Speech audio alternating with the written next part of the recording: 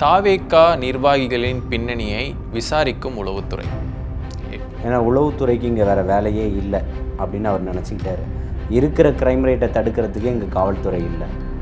மண்டியிட்டு வாழ்வதை விட துணிந்து நின்று சாவதே மேல்ன்ற முடிவுக்கு வந்தாச்சு. அடுத்து நெக்ஸ்ட் என்ன மூன்றதை கண்காணிக்கிறதுலே குறியாக இருக்காங்களா?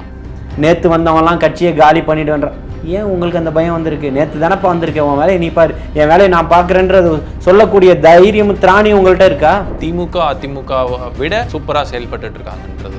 சாராயத்தை ஒழிப்பேன், நீங்கள் சாராயத்தை ஒழிக்கலை. இத்தனை லட்சம் பேருக்கு வேலை வாய்ப்பு கொடுப்பேன், நீங்கள் வேலை வாய்ப்புகள் இல்லை. மருத்துவமனையில் தன்னுடைய தாயாருக்கு உரிய சிகிச்சை கிடைக்கலன்னு கத்தி எடுத்து குத்த வரான் விரக்தியில். இதுதான் உங்களுடைய சாதனையா? மருத்துவமனையில் போதிய டாக்டர் இருக்காங்களா? பள்ளிக்கூடத்தில் போதிய ஆசிரியர்கள் இருக்காங்களா? இப்போ கூட்டணியே இல்லாமல் ஜெயிக்கிறதுக்கான வாய்ப்புகள் 2026 அதிகமாக இருக்குன்னு சொல்கிறீங்க. தாவேகாவினுடைய தலைவர் மாநாட்டில் கூட்டணியோட தான் ஜெயிப்போம்னு சொல்லலை, அவர்களுக்கு ஆட்சியிலும் அதிகாரத்திலும் பங்கு நாங்கள் தரோன்னு தான் சொல்லியிருக்காரு இல்லையா? அவங்கள பற்றி அதிமுக தாவேகா கூட்டணிலாம் என்கிட்ட பேசாதீங்க, கரகாட்டக்காரன் ஜோக் மாதிரி தான் அது அப்படின்னு சொல்லி இதை பற்றி பேசாதீங்க, அதை பற்றி வேற என்ன பேசணும்? ஐநாவை பற்றி பேசணுமா? அண்ட புழுகன் ஆகாச புழுகன் யாருன்னா இன்னைக்கு சீமான் மட்டும்தான். தமிழகத்தில் ஒட்டுமொத்த மீடியாவுக்கும் காமெடின்ற பேரில் தீனி போட்டுக்கிட்டு இருக்கிறது அவர் தான். தாவேகா அதிமுக கூட்டணி அது முற்றிலும் பொய் அப்படின்னு சொல்லியிருக்காங்க. எந்த யாருடனையும் கூட்டணி இல்லை. கூட்டணின்ற ஒரு உடன்பாடோ கூட்டணின்ற ஒரு பேச்சுவார்த்தையோ இப்போ எதுவுமே நடைபெறலை. ஏதாவது ஒரு குண்டை கொளுத்தி போட்டுக்கிட்டு இருக்கணும். திமுக ஜாலரா அடிக்கக்கூடிய ஒரு 10 பேர் இருக்காங்க, அவங்க அதை பேசுவாங்க, இவங்க இப்போ இப்படி வைக்கணும், இவங்க அவங்களோட நினப்புக்கெல்லாமல் கட்சி ஆரம்பிச்சிருக்கு.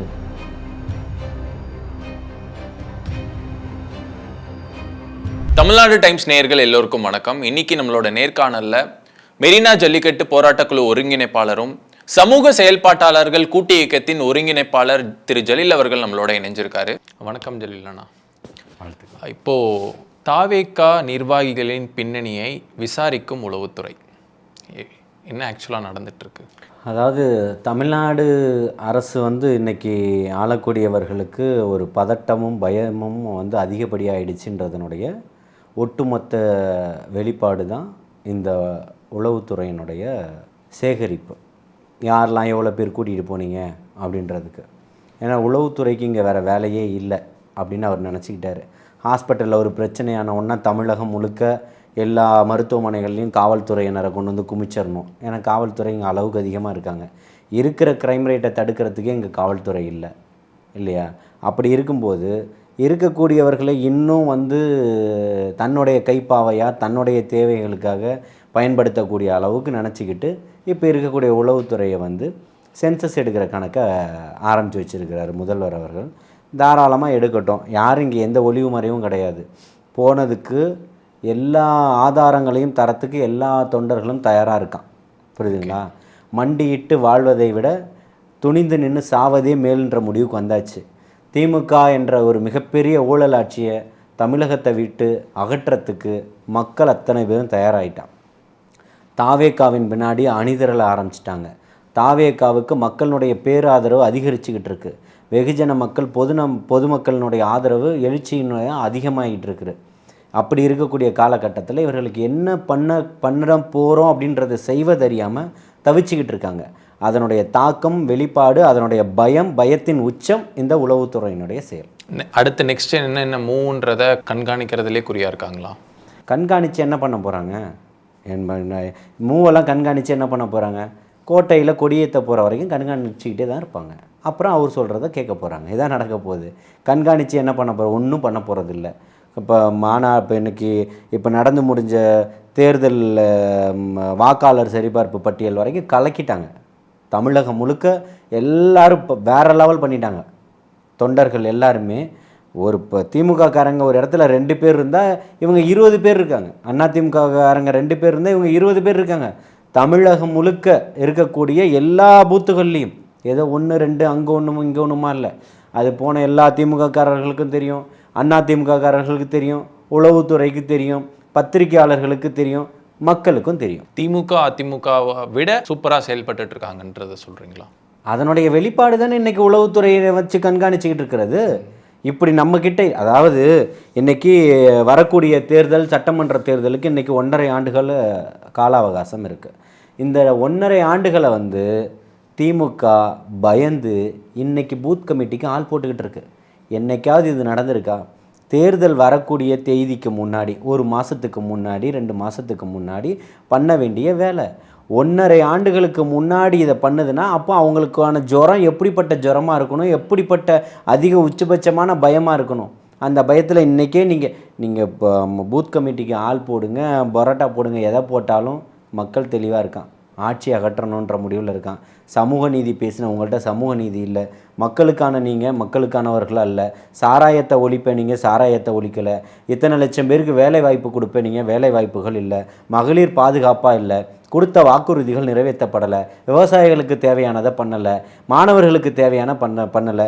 யூனிவர்சிட்டியில் படிக்க போகிறவங்களுக்கு புத்தகம் கூட இன்றைக்கி கொடுக்க முடியாத ரொம்ப கேவலமான அவல நிலையில் தான் இன்றைக்கி ஆளக்கூடிய அரசுகள் இருக்குது. இதில் எங்கே பெருமையாக நீங்கள் மெச்சிக்கக்கூடிய அளவுக்கு என்ன உங்களுடைய செயல்பாடுகள் இருக்குது? உங்களுடைய மகனுக்கு துணை முதல்வர் பதவியை கொடுத்ததை தவிர்த்து என்ன ஏற்கனவே ஊழல்வாதிகளால் இவர்களால் புனையப்பட்ட வழக்கு இல்லையா, நீதிமன்றம் தானாக முன்வந்து எடுத்து அவர் குற்றவாளி தான், அவர் வந்து இப்போ இன்னும் தீர்ப்பு வரலை, அவரையும் கிட்டத்தட்ட ஏறத்தாழ 14 மாதங்கள் உள்ள தூக்கி போட்டு திருப்பி இப்போ வந்து அவருக்கு திருப்பி அமைச்சர் பதவி வாங்கி கொடுத்ததை தாண்டி உங்களுடைய சாதனைகள் என்ன?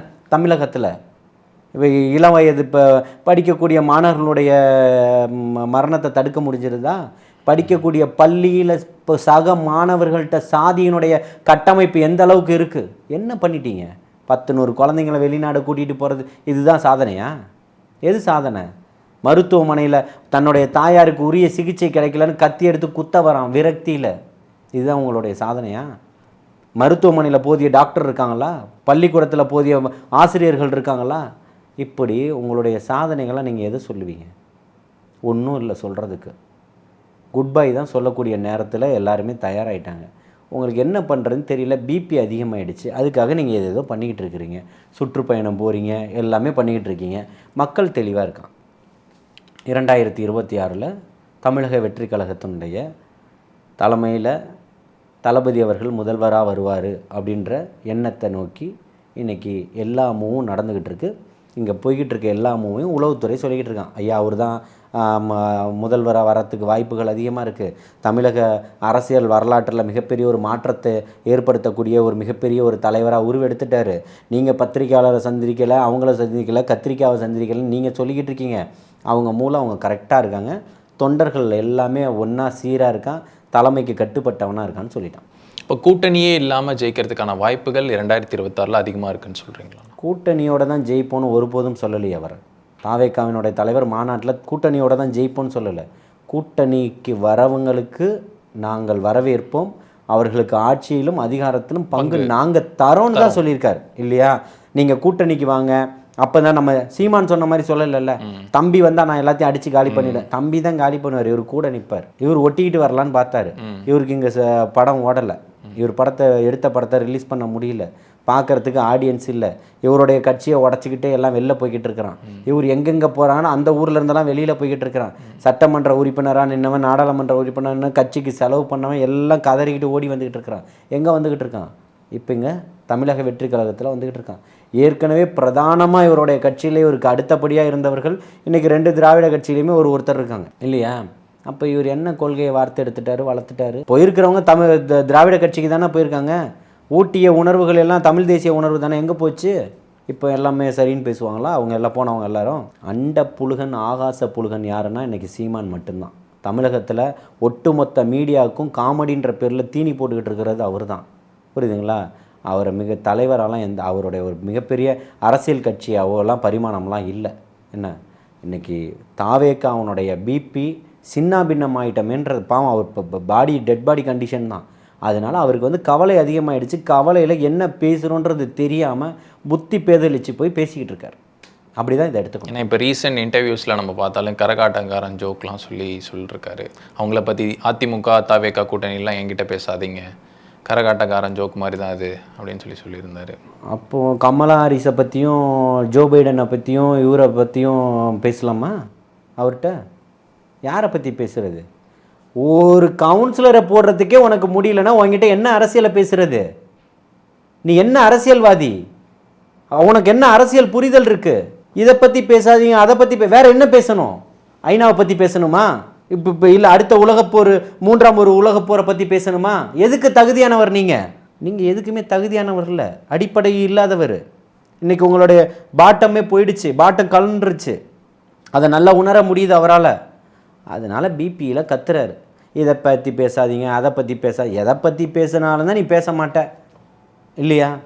உங்களுக்காக தோணுனதை பேசுவீங்க, அப்படி தானே?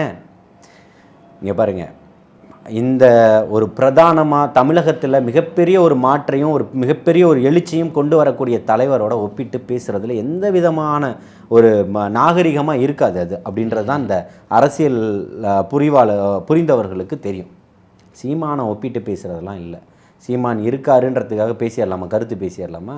இவருக்கு முன்னாடி ஆட்சி கட்சி ஆரம்பித்தவங்க கட்சி கூட இருக்குது, அதெல்லாம் பேசுதா? அதுக்கு முன்னாடியே கார்த்திகின்ற ஒரு நடிகர் கட்சி ஆரம்பிச்சிட்டார், பேசுகிறாரா? அவர் ஸ்டாண்டில் அவர் பாட்டுக்கு போய்கிட்டு இருக்கிறார். அது மாதிரி இவர் ஸ்டாண்டில் இருக்கிறார், அவ்வளோதான் வித்தியாசம்.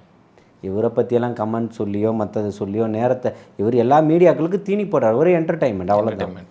எல்லாத்தையும் மீடியாக்காரர்களே, நேற்று கூட ஒரு பத்திரிக்கையாளர் ஒரு கேள்வி கேட்குறான், நீ யார்? அவர் யாராக இருந்தால் என்ன? இப்போ ஒரு பத்திரிக்கையாளர் இல்லையா? ஒரு கேள்வி தானே எழுப்புறாரு. விருப்பம் இருந்தால் பதில் சொல்லுங்கள், இல்லைனா ஸ்கிப் பண்ணிவிட்டு போங்க, பதில் சொல்ல முடியாதுன்னு சொல்லிட்டு. தாவேகா அதிமுக கூட்டணி அது முற்றிலும் பொய் அப்படின்னு சொல்லிட்டு சொல்லியிருக்காங்க. ஸோ என்ன நிலைமையில இருக்காது? எந்த யாருடையும் கூட்டணி இல்லை, கூட்டணின்ற ஒரு உடன்பாடோ கூட்டணின்ற ஒரு பேச்சுவார்த்தையோ இப்போ எதுவுமே நடைபெறலை. எலெக்ஷனுக்கு கிட்டத்தட்ட இன்னும் 1.5 வருடங்கள் இருக்குது, அதை நோக்கி தான் பயணம் பண்ணிடுறேன். கட்சியினுடைய அடிப்படை கட்டமைப்புகள் எல்லாத்தையுமே இன்னும் வலுப்படுத்திக்கிட்டு இருக்கிறாங்க, கட்டமைச்சு தான் வலுப்படுத்திக்கிட்டு இருக்கிறாங்க. ஸோ அதை நோக்கி தான் அவர்களுடைய பயணம் இருக்குது. தாவேகாவுடைய தலைவர் தமிழகம் முழுக்க ஒரு சுற்றுப்பயணம் மேற்கொள்ள போகிறாரு. இதை தொடர்ந்து இருக்கக்கூடிய கட்சிக்காரர்களை ஒருங்கிணைக்கிறதும், எல்லா மாவட்டத்துக்கு போகிறதும், எல்லாத்தையுமே வரக்கூடிய தேர்தலை ஃபேஸ் பண்ணுறதுக்கு என்னென்ன பண்ணணுமோ எல்லாத்தையுமே அவங்க பண்ணிக்கிட்டு இருக்காங்க. அதுக்கடையில் பத்திரிகையினுடைய ஒரு இதுக்கும் ஆளக்கூடிய தரப்பு ஏதாச்சும் ஒரு இதை கிளப்பி விடணுன்றதுக்காக, அவர்களை சமாளிக்கணுன்றதுக்காக, அவருக்கு போதிய கண்டென்ட் இல்லைன்றதுக்காக ஏதாவது ஒரு குண்டை கொளுத்தி போட்டுக்கிட்டு இருக்கணும். திமுக ஜால்ரா அடிக்கக்கூடிய ஒரு 10 பேர் இருக்காங்க, அவங்க அதை பேசுவாங்க, இவங்க இப்போ இப்படி வைக்கணும், அவங்களோட நினப்புக்கெல்லாமல் கட்சி ஆரம்பிச்சிருக்கு. அவரெல்லாம் அவ்வளோ பெரிய ஜீனியராக உட்காந்து ஒரு டிபேட்டில் உட்காந்து பேசுகிறவர் அவ்வளோ பெரிய ஜீனியராக இருந்தால் இன்றைக்கி தமிழகத்தினுடைய சூப்பர் பிரெயினாக இருந்திருப்பார் இல்லையா? எல்லா அரசியல் கட்சிக்காரங்களும் அவரை தேடி போயிருப்பாங்க. ஏன் வெளியிலேருந்து தேர்தல் யூகங்கள் வகுக்கிறதுக்கு வெளியிலேருந்து மற்ற மாநிலங்கள்லேருந்து எல்லோரும் வரணும்? இவர்களே போட்டு தரலாமே. சும்மா அவங்களோட டைம் பாஸ், அவங்களுக்கு தேவைக்கு. ஆனால் ஒரு மீடியாவில் பேசி அதிமுக கட்சியில் முன்னாள் அமைச்சர் கூட சொல்லியிருந்தார், 100 கோடி கேட்கிறார்கள் சிறிய கட்சிகள், இப்போ தான் வந்திருக்காங்கன்ற மாதிரி. அப்போ நீங்கள் கொடுக்கறதுக்கு தயாராக இருக்கீங்கல்ல? காசு இருக்குது இல்லை உங்கள்கிட்ட கொடுக்கறதுக்கு? நீங்கள் ஏற்கனவே பேரம் பேசி வாங்கியிருக்கீங்கல்ல? உங்களுக்கு 100 கோடி கொடுத்து வாங்க வேண்டிய அவசியம் என்ன? உங்கள் கூடாரம் காலியாக போயிருக்குது, அதானே? 100 கோடி யார் கேட்டாலோ, புரியுதுங்களா? இங்கே தாவேகாவுக்கு எந்த விதமான அவசியமும் இல்லை. அவர் ஒரு படம் நடித்தாலே கிட்டத்தட்ட 300-400 கோடி ரூபாய் சம்பாதிக்கக்கூடிய ஒருத்தர். தமிழகத்தின் உச்சபட்சம் என்ன? இந்த 100 கோடி இல்லை, இந்த மாதிரி 1000 கோடியை கொண்டு வந்து கொட்டி குமிச்சாலும் மக்களுக்கானவனாக நிற்கிறாரு, தமிழகத்துக்கானவனாக நிற்கிறாரு, இந்த மண்ணுக்கானவனாக நிற்கிறாரு, கொண்ட கொள்கையில் உறுதியாக இருக்கார். எவ்வளோ விமர்சனங்கள் வந்தும் அதையெல்லாம் துச்சமென தூக்கி போட்டுட்டு தான் வந்த பாதைக்கு நீதியாக நிற்கிறாரு. அதில் ஒருபோதும் இல்லை. திண்டுக்கல் சீனிவாசன், ராஜேந்திர பாலாஜி, செல்லூர் ராஜு, இவங்களையெல்லாம் தயவு செஞ்சு கணக்கில் கொண்டு வராது. இவங்க ஒரு பெரிய அரசியல் தலைவர்களும் கிடையாது. நீங்கள் எவ்வளோ விஷயங்களை பார்த்துருப்பீங்க. இவங்களுக்கு ஒரு பெரிய அரசியல், அந்த அம்மா ஏதோ கொடுத்துட்டாங்க, அதனால இவங்கெல்லாம் அமைச்சர் ஆகிட்டாங்க. அதை தாண்டி பெரிய இவங்கெல்லாம் அமைச்சராகவோ இல்லை அமைச்சர் இருந்தப்போவோ இல்லை இந்த 3.5 ஆண்டுகளில் அவங்க செஞ்ச செயல்கள் என்ன சொல்ல முடியுமா? இவங்க சும்மா பேசி ஒரு நகைச்சுவையாக இவங்களால பேச முடியுமே தவிர்த்து அதை தாண்டி இங்கே பேசுகிறதுக்கு இவங்களுக்குலாம் எந்த கண்டென்ட்டுமே கிடையாது. ஏன்னா கூடுதலாக அதிமுக துணை பொதுச் செயலாளர் KP முனுசாமி அவர்களும் 2026 தேர்தல் அதிமுகவுக்கு வாழ்வா சாவாக தான் இருக்கும், ஏன்னா தோல்வி அடைஞ்சதுன்னா வேற கட்சிகள் மிகப்பெரிய கட்சிகளாக உருவெடுத்துருவாங்கன்ற ஒரு விஷயத்தையும் அவரும் சொல்லியிருக்காரு. அப்போ ஒத்துக்கிறாருல்ல, வாழ்வா சாவான்றதுக்கு காரணம் இங்கே ஒரு கட்சி வந்துருச்சுன்றது தானே. இவர் வாய் திறந்து சொல்லிட்டாரு. வாயை திறந்து சொல்லாமல் அங்கே பிபி ஏறிக்கிட்டு இருக்குது. அப்பாவுக்கு, பையனுக்கு, கூட இருக்கக்கூடிய மாஜிக்களுக்கு, மந்திரிகளுக்கு, இன்றைக்கி இருக்கக்கூடிய ஊப்பிக்களுக்கு எல்லாமே பிபி ஏறுது. அதனால் எந்த தீபாவளிக்குமே இல்லை, இந்த தீபாவளிக்கெல்லாம் எல்லா வட்ட செயலாளர்களுக்கும் பணம். இருக்கக்கூடிய கிளைக்கழகத்தில் இருக்கக்கூடியவர்களுக்கு பணம், பொருள், இப்போ ட்ரெஸ்ஸு எல்லாம் கறி வரைக்கும் வாங்கி கொடுக்குறாங்க தீபாவளி அன்னைக்கு. ஏன் இப்படியெல்லாம் சோப் போடுறீங்க? இதையெல்லாம் பண்ணி தான் நீங்கள் ஆட்சிக்கு வரணும்னு இருக்கா? மக்களுக்கு சாப்பிட்றதுக்கு சரியான ரேஷனில் நல்ல உணவு கொடுங்க, அவனுடைய வாழ்வாதாரத்தை உறுதி செய்யுங்க, அவனுடைய ஜீவாதாரத்தை உறுதி செய்யுங்க. போடக்கூடிய சாப்பாடு, குழந்தைகளுக்கு போடக்கூடிய உணவை தரமாக போடுங்க. அந்த தரமாக போடணும்னா நீங்கள் என்ன பண்ணணும்? உங்களில் 4 பேர் நீங்கள் போய் ரெகுலராக எங்கேன்னு சொல்லாமல் உட்காந்து சாப்பிடும்போது கண்டிப்பாக தரம் உயர்த்தப்படும் இல்லையா? நீங்கள் ஒரு நாள் போய் உட்கார்ற அன்னைக்கு சாப்பிட்ட உணவு தான் அங்கே இருக்குன்னா, ஸ்டாலின் அவர்களுக்கும் அவருடைய மகனுக்கும் கல்வித்துறை அமைச்சருக்கும் இந்த பள்ளிக்கூடங்கள்லேருந்து டெய்லி உணவு போட்டுமே, இதை வந்து சாப்பிட்டுட்டு போட்டுமே தயாராக இருக்கிறானா? முன்னாள் அமைச்சர், இன்னாள் அமைச்சர் சொல்கிறதுக்கு எவனுக்காவது திராணி இருக்கா? ஒருத்தருக்கும் திராணி இல்லை. ஆனால் இங்கே அடிப்படையிலேருந்து வரவன் அத்தனை பேரையும் மக்களுக்காகவும் மண்ணுக்காகவும் கஷ்டப்பட்டவங்க என்ன போன்று சமூக ஆர்வலர்கள் எத்தனையோ பேர் தாவேக்காவனுடைய வருகைக்காக காத்துக்கிட்டு இருந்தது இல்லையா? இந்த மண்ணுக்காகவும் மக்களுக்காகவும் வரக்கூடிய ஒரு மிகப்பெரிய எளிமையான தலைவராக வந்திருக்கிறார். தான் உச்சபட்ச நட்சத்திரமாக இருந்தாலும் அதையெல்லாம் தூக்கி எரிஞ்சிட்டு நான் எனக்கு இவ்வளோ செஞ்சிருக்கீங்க, உங்களுக்காக நான் செய்யணும்னு ஓப்பனாக மாநாட்டு கடலில் பேசலையா அவரு? நீங்கள் பேசுங்க. இன்னைக்கு விஜய் அவர்கள் வந்துட்டா பவுன்சர் 50 பேர். ஏன் ஸ்டாலின் தனியாக போய்கிட்டு இருக்கிறாரா? உதயநிதி தனியாக போய்கிட்டு இருக்கிறாரா? தனியாக வர சொல்லுங்க பார்ப்போம். முடியாதுங்க. சேகர் பாபு தனியாக போய்கிட்டு இருக்கிறாரா? யார் தனியாக போறீங்க? ஹீரோயின்கே பாடி கார்டு இருக்கு தான் செய்யுது. நான் என்ன கேட்குறேன், இவரை வச்சு சமாளிக்க முடியுமா உங்களால்? தமிழ்நாடு உளவுத்துறை சொல்லுமா எங்களால் பாதுகாப்பு கொடுக்க முடியும்னு சொல்லிட்டு? ஆனாலும் மக்களுக்காக இறங்கி வந்துக்கிட்டு இருக்கிறான். இவங்களை ட்ரோல் பண்ணி இது பண்ணி எல்லாம் நீங்கள் போடக்கூடிய எல்லாமே ஃபெயில் ஆகிடுச்சு இல்லையா? ஸ்டாலினிசம் ஃபெயிலு, விடியல் ஆட்சி ஃபெயிலு, சமூக நீதின்னு பேசுனது ஃபெயிலு, திராவிட மாடல்னு சொன்னது ஃபெயிலு. உங்களுக்கு ஒட்டு மொத்தமாக ஜுரம் வந்துருச்சு. உங்களுக்கு வேறு வழி இல்லாமல் நீங்கள் பேச முடியாமல் மாநாடு முடிஞ்ச மறுநாள்லேருந்து நீங்கள் வாயே திறக்கலை இன்னைக்கு வரைக்கும் இல்லையா? நேற்று வந்தவங்கலாம் கட்சியை காலி பண்ணிடுவேன்ற. ஏன் உங்களுக்கு அந்த பயம் வந்திருக்கு? நேற்று தானப்பா வந்திருக்கேன், உன் வேலையை நீ பாரு, என் வேலையை நான் பார்க்குறேன்றது சொல்லக்கூடிய தைரியம் திராணி உங்கள்கிட்ட இருக்கா? இல்லை. அப்போ நீங்கள் மக்களுக்கானவரா? இல்லை. ஏன் இந்த பயம்? இன்னைக்கு ஓடுறீங்க எல்லா இடத்துலையும் போய். பட்டாசு தொழிற்சாலைகளில் வேலை செய்யக்கூடிய பெண்மணிகளை எல்லாம் இந்த மாதிரி தான் புடவை கட்டிக்கிட்டு அந்த நீட்டாக பின் பண்ணி அழகாக டேக் போட்டு உட்காந்து இப்படி தான் பட்டாசு தொழிற்சாலைகளில் வேலை நடந்துகிட்டு இருக்கா? மனசாட்சியை தொட்டு சொல்லுங்க பார்ப்போம். அவர் பாக்கெட்டை பிரிக்காத வெடியை கூட வச்சுருந்தாரு. அது பார்க்குறீங்கல்ல? அப்போது இன்னைக்கு ஊடகங்கள் எல்லாமே இன்னைக்கு விரல் நுனியில் இருக்குது, எல்லாருடைய உள்ளங்கையிலையும் இருக்குது, எல்லாத்தையுமே காட்டி கொடுத்துருது. செட்டப்பு செஞ்சு தான் இவங்க கெட்டப் போட்டுக்கிட்டு இருக்கிறாங்க. அது இவங்களுக்கு வந்து வாடிக்கையான ஒன்று தான். மோடி வரத்துக்கு முன்னாடி பலூன் விடும்போது போராட்டம் நடத்தினதாக இருந்தாலும் சரி, மோடி வந்ததுக்கப்புறம் வெள்ளைக்கோடை எடுத்துகிட்டு போனதாக இருந்தாலும் சரி, இவர்கள் 23ஆம் புலிகேசியில் அந்த மன்னன் எப்படியெல்லாம் பண்ணுவானோ அதே மாதிரியெல்லாம் இன்றைக்கி பண்ணிக்கிட்டு இருக்காங்க. தமிழக மக்கள் மிகவும் தெளிவானவர்களாக இருக்கிறாங்க. சாமானிய மக்களும் வெகுஜன மக்களும் பொதுமக்களும் இன்றைக்கி அதிகம் சிந்திக்கக்கூடியவர்களாக இருக்காங்க. இந்த இலவசங்கள் எதற்குன்றது, இந்த காசும் நமக்கு நம்மளுடைய இன்னொரு சகோதரியினுடைய தாலி அருந்ததிலிருந்து தான் வருதுன்னா யாராவது அந்த 1000 ரூபாய் காசை வாங்குவாங்களா? உறிஞ்சி குடிக்க இன்றைக்கி குழந்தைகளுக்கு கொடுத்துக்கிட்டு இருந்த லேப்டாப்பை கொடுத்துக்கிட்டு இருக்கீங்களா? நீங்கள் ஒரு ஆட்சியினுடைய நிர்வாகத்திறனை பண்ணிட்டீங்க. மாநிலத்தினுடைய வளர்ச்சிக்காக என்ன பண்ணிட்டீங்க? உங்களுடைய கட்டமைப்பு என்ன? பொருளாதார வளர்ச்சி என்ன? குடிகாரனுங்களை அதிகப்படுத்திக்கிட்டு இருக்கீங்க. கஞ்சா மலிஞ்சு ஓடிக்கிட்டு இருக்கு, ப்ரௌன் சுகர் ஓடுது. பார்க்கக்கூடிய இடங்கள்லாம் ஆணும் பெண்ணும் சரிசமமாக குடிச்சிட்டு போதையில் சுற்றுறான், கலவரம் ஆகுது, வெட்டுக்குத்து நடக்குது. எல்லா இடத்துலையும் கொலை நடந்த குடிபோதையில் ஆசாமி. இதான செய்திகள். ஏன் இவர் கண்மூடி பார்த்துக்கிட்டு இருக்கிறாரா? ஏன் இதுக்கு உதாரணம் சான்று தமிழக முதல்வரை எல்லா தொலைக்காட்சிகளையும் வந்து குடிக்காதீங்க, போதைக்கு அடிமையாகாதீங்கன்னு சொல்றாரு. வெக்கம் உள்ளவர், மானம் உள்ளவர், இந்த தமிழையும் மண்ணையும் மக்களையும் நேசிக்கக்கூடிய உண்மையான ஒரு தலைவனா இருந்தா சாராய ஆலை மூடுவாரா? டாஸ்மாக் மூடுவாரா? வேணான்னு சொல்லுவாரா? பாதியை குறைப்பாரா? எதுக்குமே வக்கில்லாதவர் இவர். எதுக்கு இதை பத்தி பேசணும்? மக்களை பத்தி கவலைப்படாதவர் தானே இவரு. அவருக்காக ஆட்சி நம்மளை கையை விட்டு போயிடுச்சுன்ற பயம் இன்னைக்கு வந்துருச்சு. 15 ஆண்டுகளுக்கு 1.5 ஆண்டுகளுக்கு முன்னாடி 15 மாதங்களுக்கு முன்னாடி இன்னைக்கு நீங்க பூத்து கமிட்டி போட வேண்டிய அவசியம் என்ன? அது உங்க கட்சியினுடைய பிரச்சனை, போட்டுட்டு போங்க. ஆனால் இந்த பயத்தை கொண்டு வந்து கொடுத்தது யாரு? தாவேக்கா தானே. அப்ப அந்த பயம் இருக்குல்ல, அந்த ஒரு மாநாடு நிச்சயமா இப்ப சவுண்டு தான் வந்துகிட்டு இருக்கு. நிஜம் வரும்போது அதிர்வுகள் அதிகமா இருக்கும், செயல்லையும் இருக்கும், நிச்சயமா இருக்கும். நேர்காணல்ல கலந்துக்கிட்டது ரொம்ப நன்றி.